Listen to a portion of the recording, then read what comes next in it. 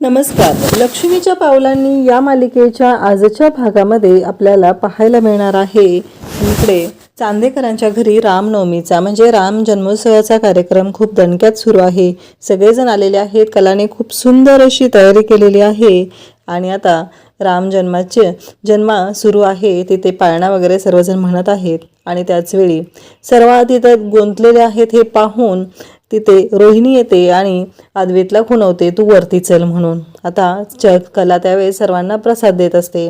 तर अद्वैत कलाला धडकतो. कला म्हणते, एवढं काही घाई असते रे तुला प्रत्येक वेळेस, तुला दिसत पण नाहीये, तू नीट चालत पण नाहीये, असं ती बोलत असते. त्यानंतर आपल्याला पाहायला मिळतं की अद्वैत गेलेला असतो, रूममध्ये जातो आणि पाहतो तर काय, तिथे रोहिणीने काही पेपर्स हे अद्वैतच्या समोर ठेवलेले असतात आणि रोहिणी त्याला म्हणते की चांदेकर ज्वेलर्सचे 2 नवीन आउटलेट जे होणार आहेत त्या आउटलेटवर राहुलचं नाव असलं पाहिजे. त्यात ज्या 2 ब्रँचेस आहेत त्या राहुलच्या नावावरती असल्या पाहिजेत असं रोहिणी बोलत असते.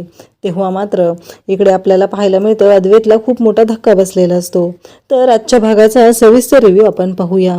कलाने खूप सुंदर अशी तयारी केलेली असते. कला खूप छान अशी तयारी करत असते आणि मग तिथे रजनी असते. रजनी कलाचं कौतुक करत असते, म्हणत असते की खरंच खूप छान केलेलं आहेस कला, हे सगळं तू आणि मनापासून केलेलं आहे. आज मी पहिल्यांदाच हे सर्व पाहते, कारण प्रत्येक वेळेस मी तयारी करत असते. सणवार कसे असतात ते मला आत्ता पाहायला मिळतंय असं रोहिणीचं म्हणणं असतं. तर रजनीचं म्हणणं असतं. रजनी कौतुक करत असते. तेव्हा सरोज तिथे आलेली असते आणि सरोज म्हणते की त्यात काय एवढं. सरोजला फक्त एवढंच वाटत असतं की एवढं काय तिनं खास केलेलं नाही, एवढं कौतुक करायची ही काहीही गरज नाही असं सरोजला वाटत असतं. आबा पण म्हणतात खरंच खूप प्रसन्न वाटतंय, आज वेगळं वाटतंय. आणि त्यानंतर अद्वैत तिथं आलेला असतो आणि तेवढ्यात दाराची बेल वाजते. तिथे एक जण आलेला असतो, त्याने काही पेपर्स आणलेले असतात आणि तो म्हणतो की रोहिणी फडतरे यांना द्यायचे आहेत. तर सरोजच्या लक्षात येतं की हे काहीतरी रोहिणीने मुद्दामहून केलेलं काम आहे आणि मग सरोज ते पेपर हातात घेत असते. तर इकडे सरोज ते पेपर हातात घेत असते त्यावेळेस रोहिणी तिथे येते आणि रोहिणी तिच्या हातातून ते पेपर ओढून घेते आणि म्हणते, त्या माणसाला सांगते की जा तुम्ही, मला हे पेपर मिळालेले आहेत हे तुमच्या साहेबांना सांगा. हे झाल्यानंतर सरोजला धक्का बसतो. सरोज म्हणते, असं काय आहे की जे मला कळू द्यायचं नाही, नक्की काय आहे असा विचार करत सरोज बोलत असते आणि तेवढ्या तिच्या लक्षात येतं की नक्की काहीतरी गोंधळ आहे, आपल्याला लक्ष घालायलाच लागणार आहे. त्यानंतर आपल्याला असं पाहायला मिळतं की सरोज आतमध्ये निघून जाते आणि इकडे रोहिणी मात्र ते पेपर उघडून बघते आणि ती म्हणते की आत्ता माझं काम झालेलं आहे आणि आता अद्वैत तुला दाखवते नक्की काय होणार आहे ते. कारण तुला प्रत्येक वेळेस असं वाटत असतं की हे सगळं तुमच्या म्हणण्याप्रमाणे होणार आहे, पण हे कधीच होणार नाही. काहीही झालं तरी मी आता गप्प राहणार नाही असं रजनीचं म्हणणं असतं आणि या सगळ्याचा परिणाम हा अद्वैतवर होणार असतो. या गोष्टीची जाणीव मात्र सरोजला असते. सरोज विचार करते की हे सगळं काय आहे आणि तेवढ्यात तिला दरवाजात मात्र ते संगीता आणि नैना आलेल्या दिसतात. तेव्हा सरोजचा राग अनावर होतो. सरोज म्हणते की तुम्ही इथे काय करताय, तुम्ही इथे का आलेला आहात, आत्ताच्या आत्ता इथून निघायचं आहे, तुम्हाला कोणी बोलवलेलं आहे. म्हणून सरोज त्या दोघींना तिथून हाकलून लावत असते. त्यावेळेस अद्वैत धावत तिथं जातो आणि म्हणतो की आई थांब, त्यांना आबांनीच बोलवलेलं आहे, त्यांना आबांनीच आमंत्रण दिलेलं होतं, तू असं नको करूस, हे चुकीचं आहे असं म्हणत सरोजला अद्वैत थांबवतो. तेव्हा अद्वैतला सरोज म्हणते, काय चाललं आहे अद्वैत हे. तेव्हा अद्वैत म्हणतो, हो आबांनी बोलवलेलं आहे, असं नको करू आई तू, म्हणून तो आईची समजूत घालतो. आणि इकडे संगीता आणि नैनाला म्हणतो की तुम्ही दोघे आत जा. आणि इकडे सरोजला तो समजून सांगू लागतो की आता राहुल जे होणारे ते पाहुणे आहेत, त्यामुळे आपण त्यांच्याशी असं वागू शकत नाही आई. तेव्हा सरोज म्हणते, काय चाललंय हे मला कळतच नाही आहे. आणि इकडे संगीता येते, कलाला भेटते आणि संगीता म्हणते, अगं कला. तेव्हा नैना म्हणू लागते, अगं काही नाही झालेलं, एवढं कुठं काय झालेलं मम्मा, तू काय पण काय सांगतेस. तर कला म्हणते, थांब ताई, मला बोलू दे आईशी.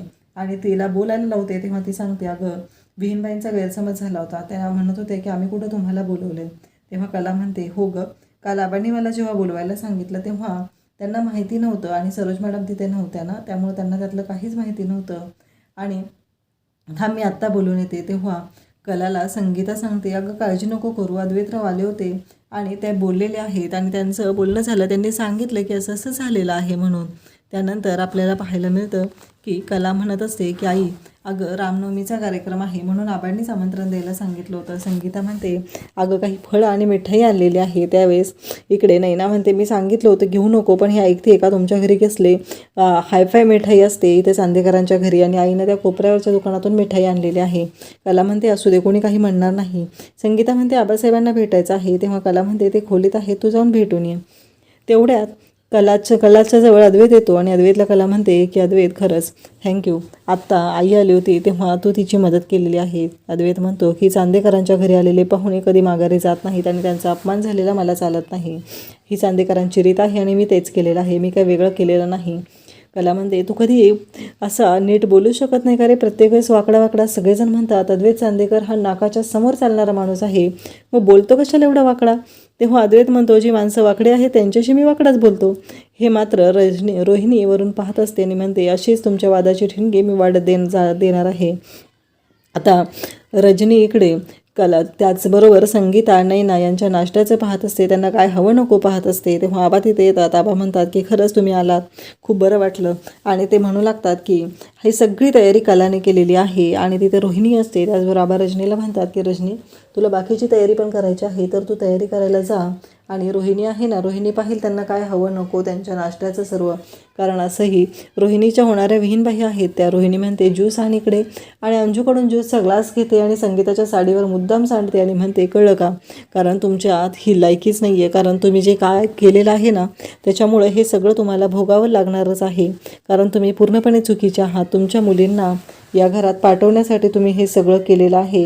अशा भाषेमध्ये रोहिणी बोलत असते आणि रोहिणी मुद्दाम होऊन इकडे संगीताच्या साडीवर ते ज्यूस सांडते आणि म्हणते असं पण तुमची साडी हलकीच आहे, अशी काय ती भारी नाही आहे आणि त्यामुळं एवढं काही नाही आहे. आणि तेवढ्यात शेजारच्या तिथल्या बायका आलेल्या असतात, त्या कलाचं कौतुक करतात, म्हणतात खरंच आबा आज सुनबाईने खूप छान केलेलं आहे सगळं. आबा म्हणतात हो, आणि संगीताला म्हणतात की बरं वाटतंय ना, मुलीचं कौतुक होतंय. हो बरोबर आहे, कारण खरंच तुमची मुलगी तेवढी गुणी आहे आणि म्हणूनच तर हे सगळं होऊ शकतंय, असं आबा संगीताला सांगू लागतात.